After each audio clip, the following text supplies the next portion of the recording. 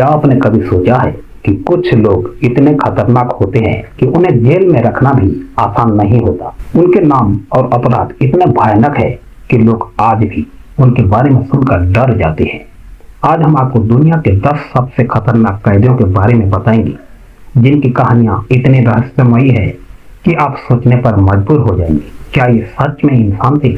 तो चलिए शुरू करते हैं इस डरावनी और रहस्य से भरी यात्रा को। Number 1, Charles Branson. दोस्तों, चार्ल्स ब्रैनसन, जिसे ब्रिटेन का सबसे खतरनाक कैदी कहा जाता है, अपनी हिंसक प्रवृत्ति और खतरनाक व्यवहार के लिए कुख्यात है। वह 40 से ज्यादा बार जेल के अंदर दंगे कर चुका है। ब्रैनसन ने अपने शुरुआती जीवन में बक्सर बनने का सपना देखा था, लेकिन उसका गुस्सा और हिंसा उसे अपराध की दुनिया में ले गया।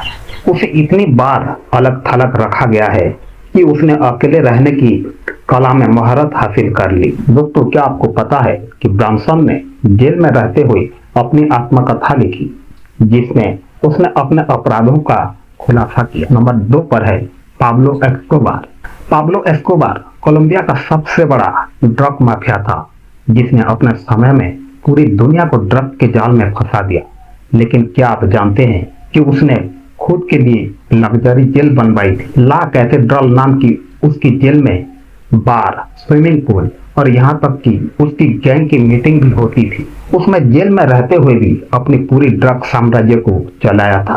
पाब्लो ने जेल के अंदर ही अपने दुश्मनों को मौत के घाट उतारने का योजना बनाई थी। Number 3, Ted Bundy. दोस्तों, टेड बंडी अमेरिका का सबसे खतरनाक और चालाक सीरियल किलर है, जिसने 30 से ज्यादा महिलाओं की हत्या की। उसकी मासूम शक्ल और मीठी बातों ही उसके सबसे बड़े हथियार थे। बंडी ने 2 बार जेल से भागने का प्रयास किया और हर बार उसने पुलिस को चकमा दिया। उसने अपने अपराधों के पीछे की वजह कभी नहीं बताई, और डरने की बात यह थी कि वह अपने शिकारों के साथ पहले दोस्ती करता था और फिर उन्हें बेरहमी से मार देता था। Number 4, Al Capone. दोस्तों, अमेरिका के सबसे बड़े गैंगस्टर अल कैपोन ने 1930 के दशक में पूरे देश में आतंक मचाया। उसे अल्काट्राज जेल में रखा गया, जो उस समय की सबसे सुरक्षित जेल मानी जाती थी। जेल में भी उसका ठाट-बाट ऐसा था जैसे वह एक राजा हो। अल कैपोन को अल्काट्राज में मानसिक बीमारी हो गई थी, लेकिन क्या यह सच था या उसने जेल से बाहर निकलने के लिए यह नाटक किया? नंबर 5 है एल चापो। दोस्तों, मेक्सिको का ड्रग लॉर्ड एल चापो एक ऐसा नाम जिसने कानून को बार बार चुनौती दी। उसने जेल से भागने के लिए 1.5 किलोमीटर की लंबी सुरंग खुदवाई थी, और सुरंग में वेंटिलेशन और मोटरसाइकिल की व्यवस्था भी। एल चापो ने जेल में रहते हुए भी हजारों लोगों की मौत की साजिश रची थी। Number 6, Robert Marsley. दोस्तों, ब्रिटेन का यह कैदी हैनिबल द कैनिबल के नाम से मशहूर है। वह इतना खतरनाक है कि उसे कांच के एक सेल में रखा गया है।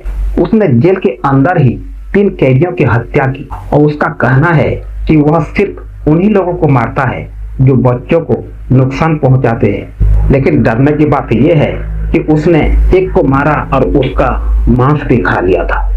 Number 7, Andre चिकाटिलो।